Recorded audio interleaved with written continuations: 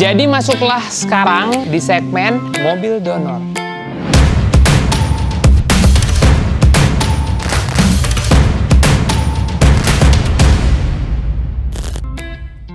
Mobil apa yang cocok buat lo beli untuk ikut rally?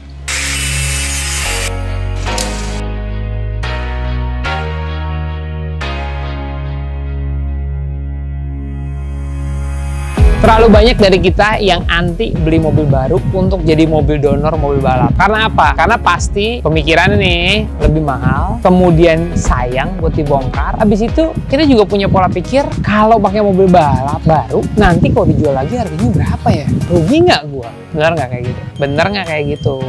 Bener lah pasti. Akan tetapi keuntungan dari mobil donor, mobil baru itu lebih banyak dibandingkan negatif side-nya. Pemilihan mobil baru untuk mobil donor menurut gue itu lebih benar. Kenapa? Kelebihan mobil baru yang dipakai sebagai mobil donor adalah apa? Karena kalau lu bilang mahal, tunggu dulu. Mobil baru bisa leasing. Mobil bekas banyak yang nggak bisa leasing. Itu satu. Jadi kalau ngomongin cash flow, ditariknya bisa lebih panjang. Nomor 2. Handlingnya pasti jauh lebih bagus. Pasti banget. Kenapa begitu? Karena sasis mobil baru udah jauh dikembangkan dibandingkan mobil lama. Jadi bukan masalah straight line-nya bisa hari berapa, tapi masalah cornering speed-nya bisa secepat apa. Nomor 3. Mobil baru di foto jauh lebih bagus, jauh lebih menarik dibandingin mobil lama. Pasti itu. Dan sponsor akan datang ke lo anak muda atau siapapun itu, mobil zaman sekarang, mereka pasti akan banyak yang berurusan dengan mobil ini. Ada yang jual aksesorisnya, dealernya akan terlibat, kemudian banyak hal lain lah dibandingin mobil lama yang udah outdated. Nomor 4 penting nih. Nomor 4 adalah spare partnya banyak. Pasti mobil baru spare partnya available di mana-mana dibandingkan merek yang sama tahun yang lebih tua. Ini akan sangat berarti sekali untuk kita karena kalau balapan lo nggak pernah tahu kapan barang-barang itu akan rusak. Belum rusak pun lo harus ganti. Dan yang paling penting adalah ketersediaan spare part. Lo bayangin nggak kalau tiba-tiba mobil lo ada apa-apa hari Jumat, lo harus latihan hari Sabtu atau hari Minggu, terus orang bilang, oh ya Pak, nggak apa-apa, spare partnya 2 minggu lagi sampai. What? Lo mau ngapain? Nggak bisa ngapa-ngapain, udah game over. Jadi availability spare partnya jauh lebih banyak. Spare part yang nempel di mobilnya bisa langsung lo pakai. Bisa banyak yang lo pakai. Misalnya contoh nih, terot. Mobil baru masih bagus, nggak usah harus ganti. Busing-busing, oke? Arem, drive shaft, transmisi, semuanya masih ada. Masih baik-baik aja. Oke, let's say gini. Lu beli mobil 1500 cc front wheel drive gitu ya dengan harga baru 250 juta.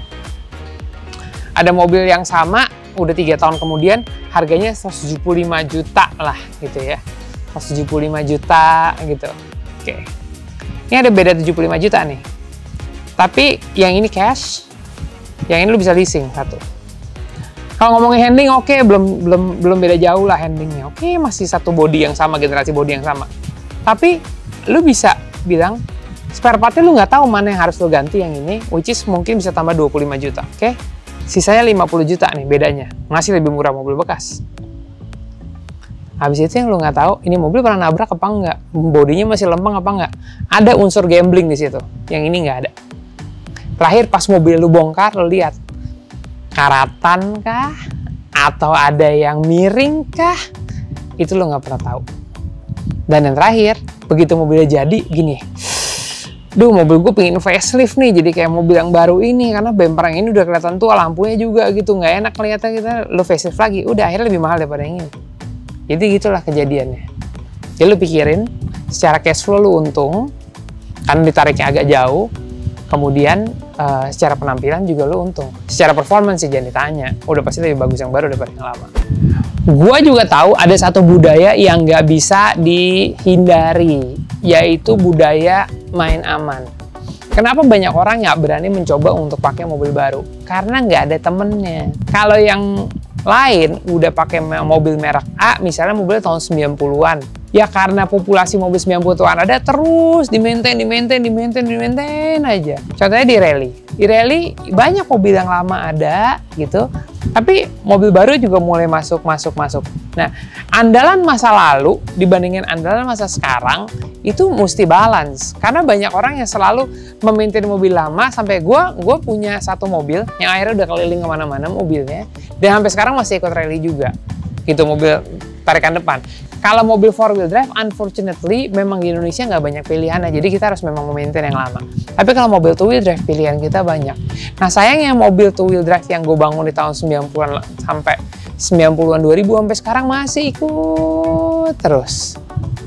Masalahnya adalah, dia tuh punya reputasi, wah mesin mobil dulu lebih canggih daripada zaman sekarang. Handlingnya jauh lebih bagus, kemudian juga udah pasti jaminan satu punya, yang lain juga pasti punya spare part. Tapi pada kenyataannya ketika balapan, persepsi itu beda. Karena kalau dibilang, wah emang kencang pada zamannya. Zaman dulu tuh sedan, sekarang hatchback. Itu udah beda. Lu udah lost waktu di situ. Pokoknya gue mau sekencang-kencangnya bisa mesinnya 250 HP, 270 HP. R2 nggak nyampe 200 HP, 170 HP cuma. Tapi nikungnya ya bisa kencang. Ini karena zaman dulu mobil bodinya sedan, makanya out, buang-buang waktu. Jadi horsepower bukan segalanya. Dan yang terakhir adalah ketika mobil lama terus di-maintain, spare part akan makin lama makin jarang. Jadi dibutuhkan jiwa baru, penampilan baru, supaya apa? Ada regenerasinya. Masa orang yang regenerasi mobilnya itu terus? Bongkar pasang udah puluhan kali. Ingat ya, mobil balap, mobil rally, itu dibongkar 1 tahun sekali. Kalau itu mobil dibangun tahun 2000, berarti lu udah 20 kali bongkar pasang baut. Which is ya lu pikirnya sendiri, bongkar pasang 20 baut, bakal selempeng itukah mobilnya?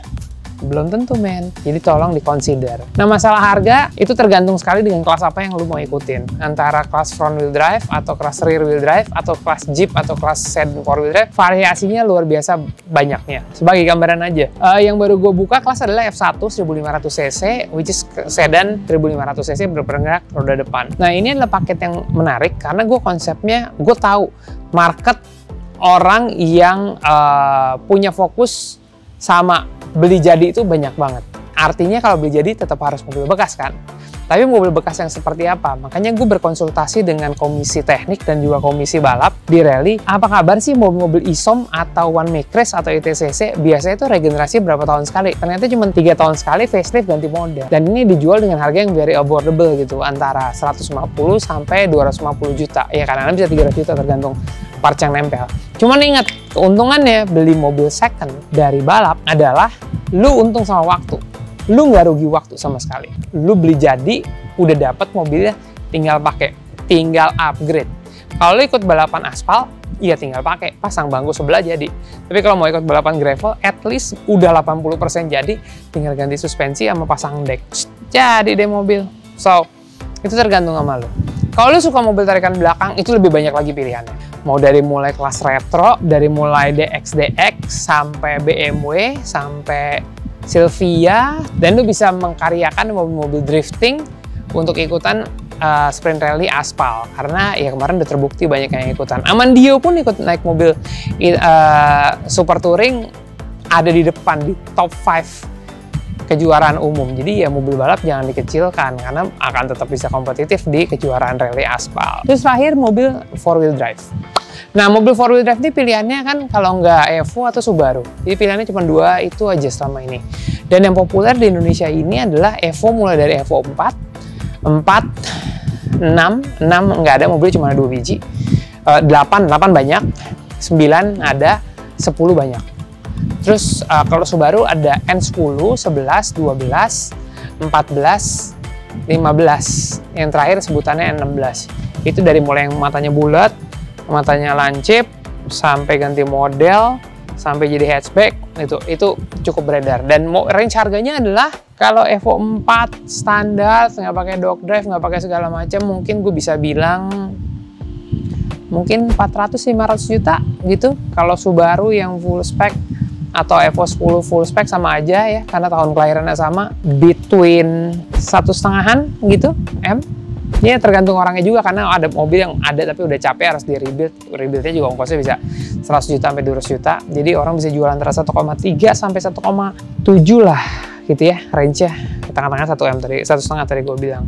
Tapi masih ada juga mobil yang baru. Ya which is nanti gue akan breakdown berapa bikin mobil 4-wheel drive baru dengan spesifikasi grup N. Nah yang seru yaitu adalah EP4 sama R5. Jelas kalau ditanya mobil donornya murah banget karena mobilnya kan hatchback, mobilnya nggak ada berpenggerak 4x4-nya, nggak ada spesifikasi khusus untuk balapan. Tapi dengan regulasi FIA saat ini, lu bisa merubah, lu diharuskan merubah dengan kit yang memang dedicated untuk kelas R5 atau R4 atau EP4 yang semua mobil pakai sama. Dan itu tentunya range harganya ya karena mobilnya juga mobil baru dan juga tadi udah gue sebutin mobil 4-wheel drive dengan harga kurang lebih seperti itu.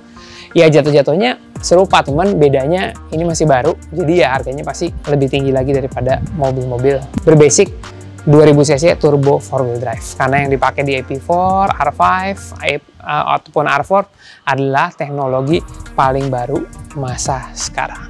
Salah satu contoh mobil drifting atau mobil balap ikut balap aspal ada tadi Amandio. Gue udah sebutin Amandio, dia naik Silvia, which is speknya balap, dan semua orang punya persepsi bahwa itu adalah mobil drifting, cuma bisa sliding, nggak bakal kencang. Ini mobil drifting gue pakai buat balapan touring.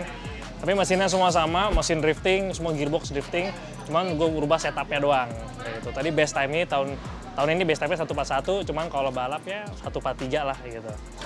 Basically sama semua kayak mobil drifting. Paling yang kita rubah cuman alignment-nya biar bisa ngikutin track, terus power band-nya kita rubah semua biar bisa ngikutin konsistennya. Jadi basically sama sih kayak mobil drifting, nggak ada bedanya. Jadi kalau misalnya nanti mau drifting pakai ini, tinggal rubah kakinya doang. Semua tenaganya sama, cuma mapping doang tenaganya beda. Well man, nanti di bagian suspensi gue akan jelaskan bagaimana sebetulnya setup suspensi itu dilakukan. Karena mobil itu bisa sama aja, tapi setupnya itu bisa untuk apa? Bisa untuk gymkhana kah, slalom kah, drifting kah, balap kah, dan ternyata dia pakai Silvia-nya itu bisa masuk ke jajaran umum. Pokoknya top 5 lah, top 5 pada saat itu. Itu akan membuktikan bahwa setup yang benar akan mendapatkan catatan waktu yang cepat. Dan memang reputasi mobil itu sebetulnya bukan di drifting. Dia tuh jagonya di world time attack, kemudian di balap. Drifting kan baru belakangan aja keluar. Dan buat lo semua yang memilih mobil, tenang aja, tenang. Mobilnya lo pilih aja, kita setup yang benar, catatan waktunya akan baik. Kalau setup sama speknya juga pas. Well, teman-teman semua, itu adalah episode yang gue bahas mengenai mobil donor.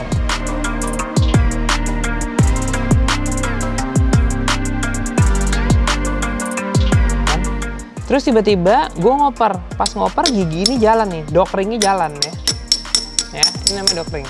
Lihat aja, gue lagi muter gini aja nih, lagi putar, dog ringnya datang nih. Tuh, ledak, pasti bunyi. Nih,